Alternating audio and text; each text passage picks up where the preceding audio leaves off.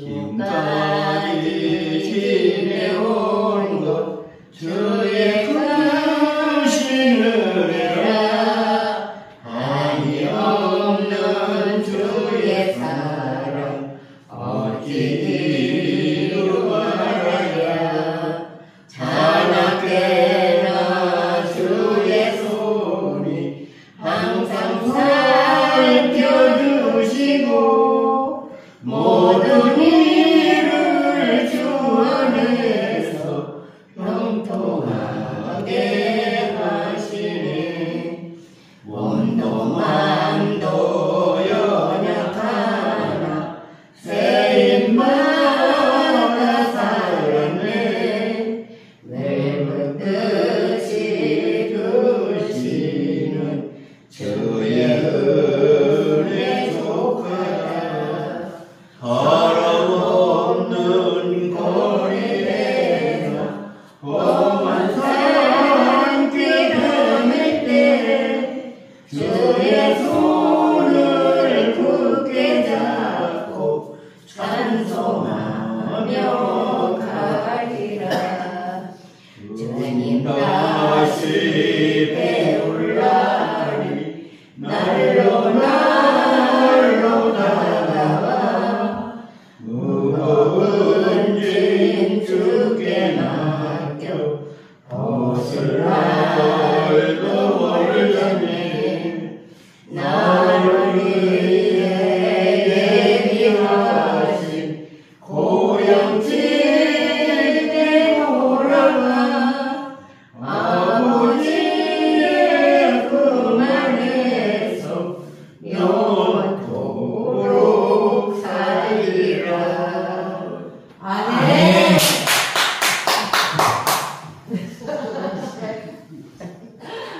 너무 은혜로 왔어요.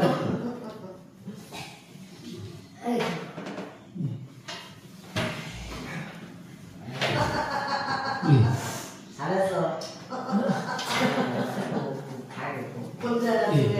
은혜 받았습니다. 우리에게는 하나님 나라의 소망이 있습니다. 우리 성도들에게 종말이란 두려운 단어가 아니라 하나님의 나라가 완성되어 죄와 죽음의 시대가 끝나는 것을 의미하는 소망의 단어입니다. 우리에게는 이 종말의 때라고 할 때 그래도 우리에게는 소망이 있다면 하나님 나라가 있다는 것입니다. 우리가 영원한 이 하나님 나라에서 우리는 다 만나게 되어 있습니다.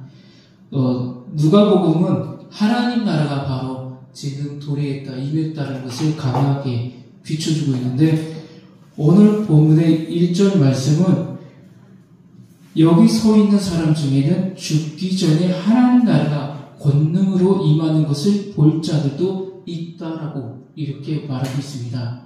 누가복음에서는 하나님 나라가 벌써 너희 안에 예수 그리스도를 영접한 자들 안에 이루어졌다라는 것을 확실하게 기록하고 있습니다. 종말은 미래의 일뿐 아니라 현재의 일이기도 합니다. 현재 우리가 이 종말이라는 것을 믿고 준비하는 것입니다. 데살로니가 후서 같은 경우는 종말에 이 재림의 때를 기다리면서 방탕하고 이들이 예수 그리스도의 십자가를 놓고 그만 세상적인 방탕함으로 빠지는 것을 볼 수가 있습니다.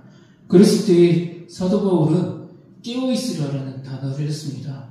에베소 교회 성도들에게도 우리가 마귀에게 지지 말고 깨어있는 신앙인이 되라고 외쳤습니다.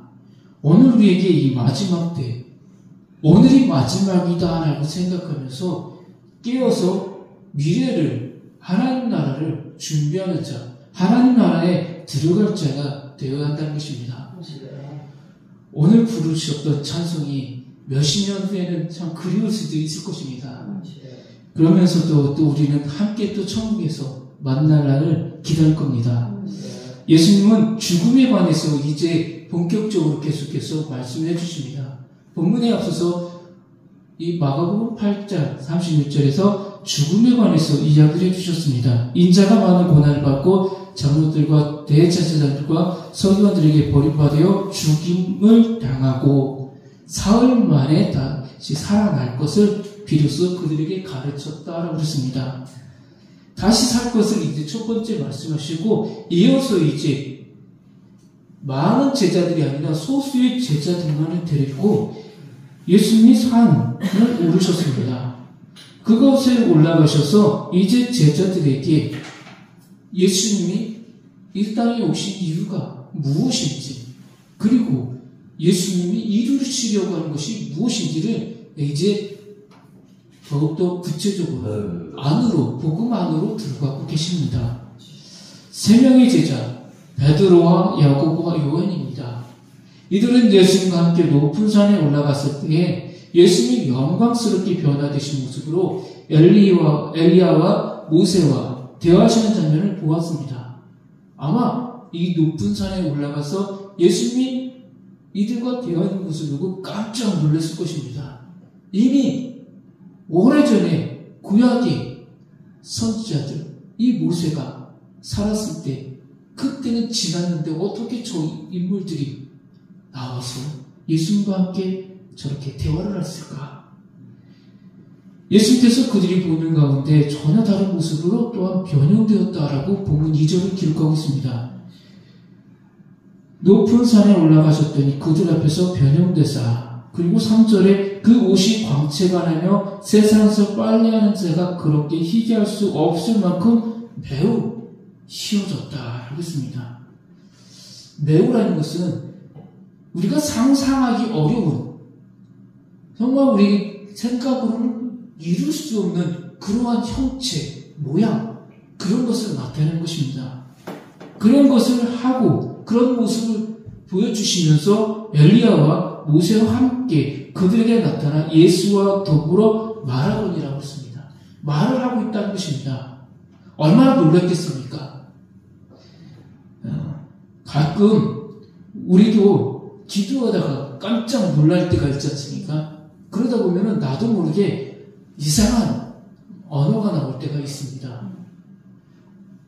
가끔 기도하다가 내가 다른 것을 배웠다는 분들도 있습니다.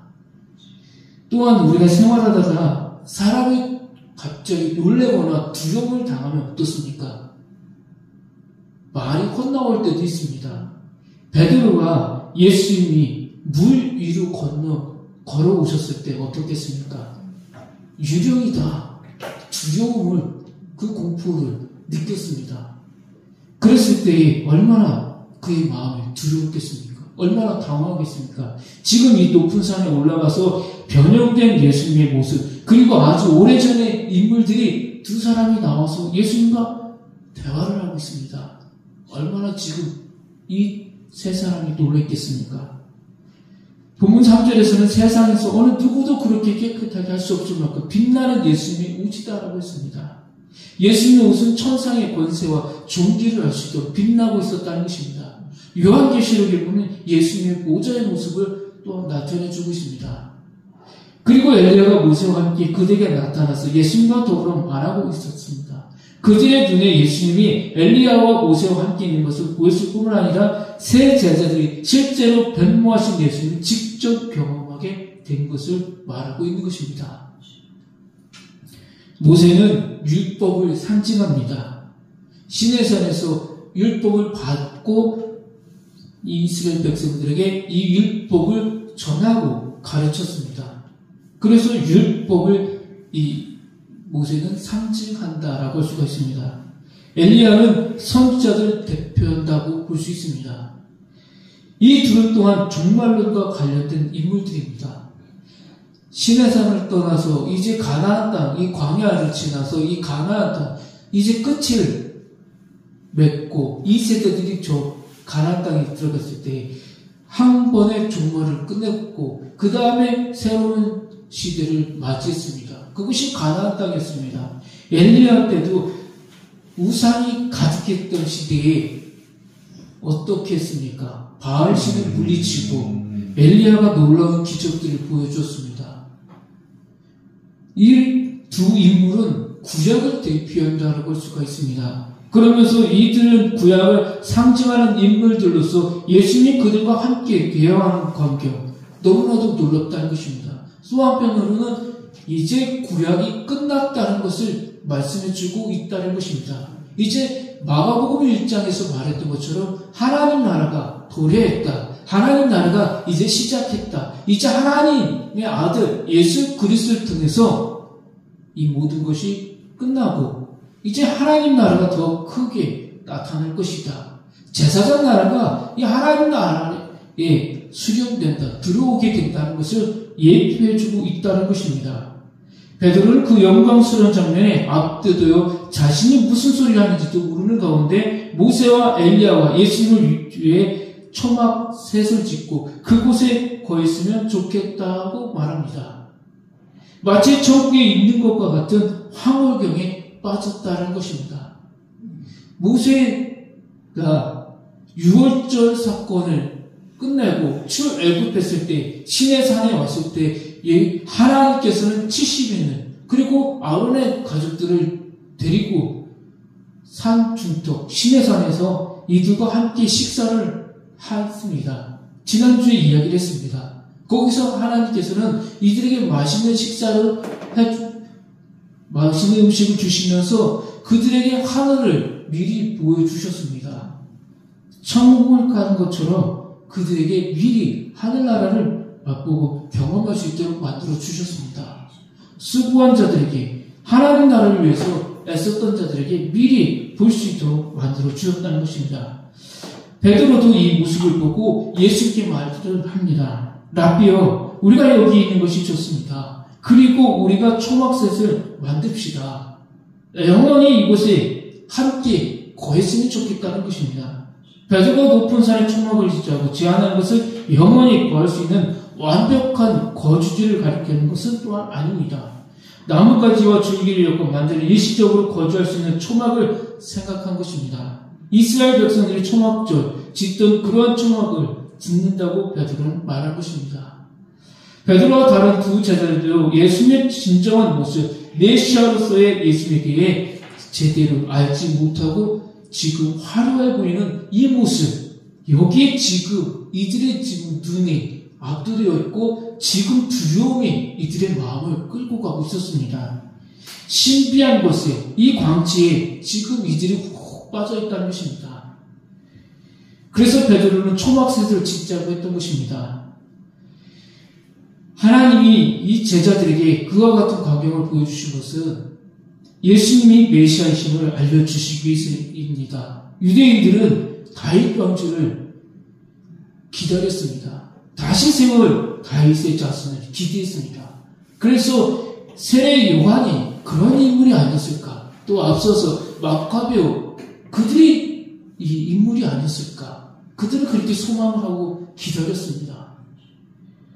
안나와 시므온도 그렇게 기다렸지만 안나와 시므온은 정확하게 예수님을 맞이했고 예수님을 알아보았습니다. 예수님은 우리를 위해 이 땅에 오신 구세주입니다. 예수님은 구약의 모든 것을 이제 완성하신 우리 주 예수 그리스도십니다. 폐하는 것이 아니라 완성이라고 했습니다. 이제 예수님께서 이 하나님 나라를 위해서 이 구약의 완성을 이루시겠다는 것을 이 모세와 엘리야 구약의 대표적인 인물을 통해서 보여주고 있는 것입니다. 이제 우리가 임하는 이 나라는 제사장 나라가 아니라 하나님 나라라는 것입니다. 우리에게 지금 가야 될 본향은 하나님 나라는 것을 확실하게 이 제자들에게 보여줬을 뿐만 아니라 우리가 지금 기다리고 있는 나라라는 것입니다. 베드로는 그곳에 계속 있고 싶은 욕구를 느꼈지만 그것은 하나님의 뜻이 아니었습니다. 그들이 있어야 할 곳은 황홀한 산이 아니라 죄인들이 살고 있는 세상이었습니다. 제자들이 복음 전도자의 사명을 감당하기 위해 먼저 예수 그리스도에 대한 확신이 필요했듯이 우리도 예수 그리스도 아는 지식이 충만한 데까지 이르도록 힘써야 합니다. 베드로 후서는 그래서 우리가 늘 깨어서 하나님 말씀을 더욱더 가까이 하고 깨어서 하나님 말씀을 더욱더 올곧게 깨닫는 자가 되기를 원했습니다. 세 명의 제자들이 목격한 것과 하늘의 음성을 통해서 알 수 있듯이 예수님은 단순히 선생이 아니라 메시아, 구원자입니다. 구약의 예언자와 같이 선지자와 같은 분이 아니라는 것입니다. 예수님은 단 한 번의 그 십자가에 올라가셔서 우리의 죄를 위해서 돌아가셨고 다시 부활하셨고 우리를 위해서 영원한 중보자가 되어주셨습니다. 예수는 우리의 구원자이자 영원한 구세주라는 것입니다. 예수는 천국 가는 길이요 진리요 생명이라는 것입니다. 예수님의 말씀을 들으라는 음성 외에 율법과 선지자를 상징하는 모세와 엘리야가 사라진 것은 이제 율법과 선지자가 아니라 예수님의 말씀이 최종 권위를 가진다는 의미를 내포하고 있는 것입니다. 예수님에 의해 이 땅에는 말세가 시작되었고 구약 성경의 메시아는 모든 예수님의 가르침에 의해 해석되어 가고 있다는 것입니다.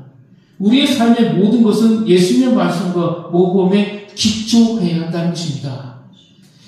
제자들은 죽었다가 다시 부활한다는 예수님의 말씀을 깨닫지 못했습니다. 그래서 지금 이 황홀경, 예수님이 제자들 앞에 보였던 이 광경에 이들은 압도돼서 놀래고 지금 예수님의 본 뜻을 깨닫지 못했습니다. 우리가 가야 될 본향이 무엇인지 지금 간접적으로 보여주신 후에 지금은 아니다. 지금은 너희들이 이 보여줬던 하나님 나라에 대해서 아무에게도 말하지 말라고 말씀하십니다.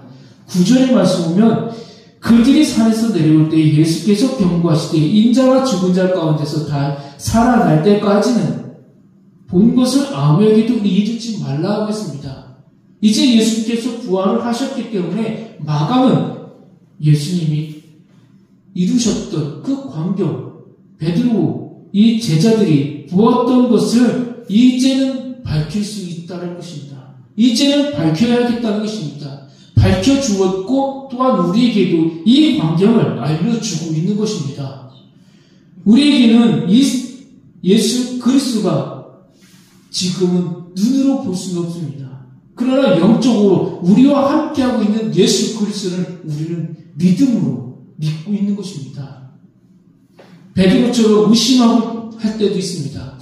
예수님이 조금만 좀 보여줬으면 좋겠다. 예수님이 지금 나에게도 이런 하나님 나라를 보여줬으면 좋겠다. 이 제자들에게 베드로, 요한에게 보였던 나라, 그리고 사도 요한에게 보였던 그 나라, 나에게도 좀 보여줬으면 좋겠다. 그럴 수도 있습니다. 그러나 우리는 그렇게 하나님 나라가 보이지 않아도 믿음으로 가는 나라라고 했습니다. 믿음으로 기다린다면 우리에게도 이 나라에 임할 수 있습니다. 어쩌면 누가가 말하고 있는 것처럼 우리는 예수 그리스도를 고백하는 그 순간 이미 이 하나님 나라에 들어와 있는 사람, 이 하나님 나라를 누리고 있는 성도일 수도 있습니다. 그러기에 오늘도 우리는 이 하나님 나라를 소망을 가지면서 미래를 준비하는 깨어있는 성도가 되셔야 합니다. 하나님 나라는 저 멀리 있는 것이 아니라 바로 여기 우리와 함께하고 있습니다. 죽어서 가는 나라가 아니라 예수님은 바로 살아서 가는 나라라고 했습니다. 우리는 지금 이 나라를 함께 누리고 있다. 나는 이 땅에서가 아니라 저 하나님 나라의 시민권을 누리기 위해 오늘도 소망을 가지며 이 하루를 시작하고 마감한다라는 고백을 하셔야 합니다. 예수님이 이 땅에 오심으로 하나님 나라를 이루셨습니다. 그리고 우리의 죄를 대신하여 십자가에서 돌아가셨다가 다시 부활하셨습니다. 예수님은 우리에게 다시 재림의 주로 오신다고 약속하셨습니다. 우리는 다시 오실 재림의 주를 기다리고 있는 성도들입니다. 이 재림의 때는 예수님도 모른다고 했습니다. 그때가 언제인지 모르지만 우리는 깨어서 하나님 말씀대로 기다리는 신앙이 되셔야 합니다. 흔들리지 않고 이 복음의 근간을 붙잡으시면서 모두 믿음으로 승리하는 자들이 되셔야 합니다. 끝까지 찬송 부르시면서 주님의 날을 기다리는 깨어있는 성도들에게 소망합니다. 기도하겠습니다.